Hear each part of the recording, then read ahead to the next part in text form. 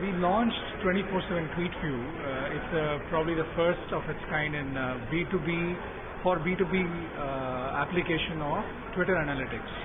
So essentially, last year when we were talking to some of our customers, we found that a lot of companies were trying to understand what their consumers are saying on Twitter.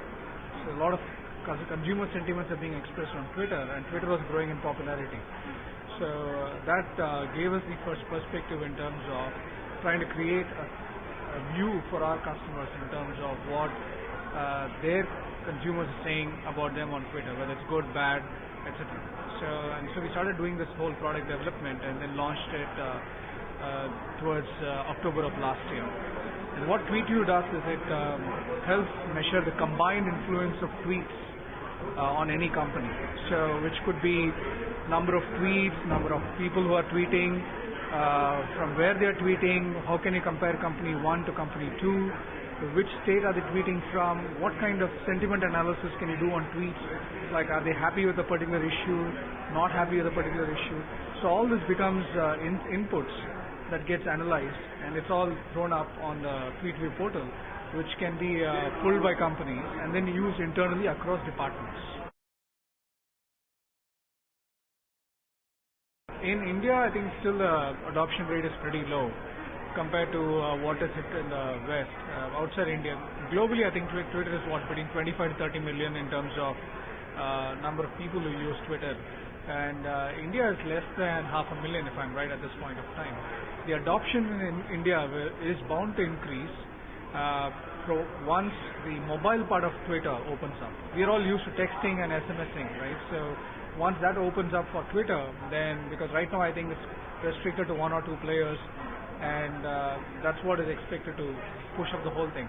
But that said, I think it's already on the uprise, because I was in a small social media meeting last week, and people are sharing about how they were sharing a lot of experiences on Twitter.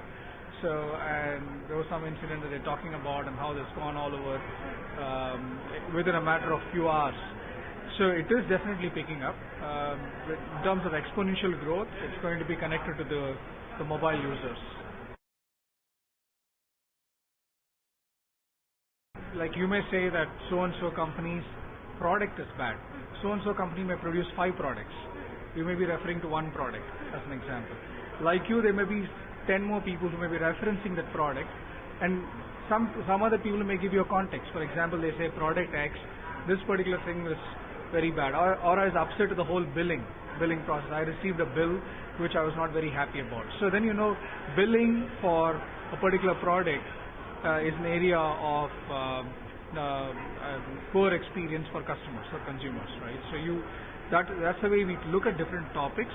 Within the topic, then we look at what's the level of sentiment, whether it's positive or negative, and then you can still do an analysis and then see which geography, like from Bombay, people are very unhappy with this particular product for this particular issue, vis-a-vis people are happy in Bangalore, or say in New York City versus London. So you can get into city-wise dimension, the state-wise dimension, you can get into a topic-wise dimension, a multi-dimension analysis.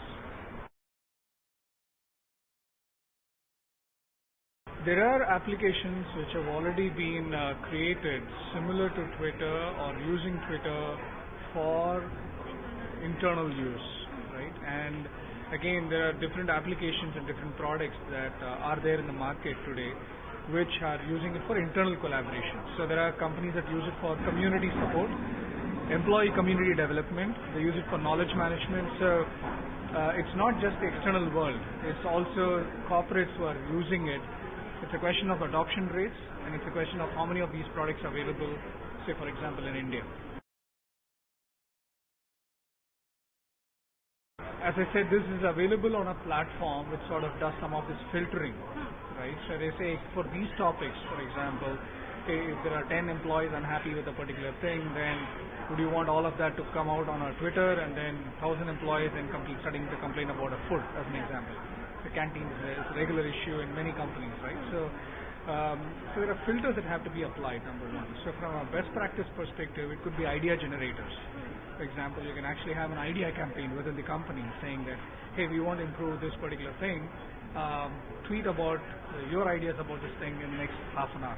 And suddenly you can get like 500 tweets about how they can improve a particular service. So you have to guide, you can use it for guidance based application. Having said that, the whole purpose of social media is to be unrestricted, right? So you have to be more open so that you can solicit feedback without necessarily channelizing feedback or directing feedback. So there are going to be some, I would say, opportunities and some challenges in terms of how to adopt it internally. Facebook, for example, is more where it's within a particular group of friends or friend circle where you're communicating all of your opinions or your information. Whereas in Twitter, it's a lot more opinion communicated and it's publicly more visible, and it is not specific to one or two people, right? So it's available as an open feed. So your ability to draw that and do a sentiment analysis on that is far higher than in Facebook, where you may say it's a friend-to-friend conversation rather than opinions getting expressed alone, which is primarily the case in Twitter.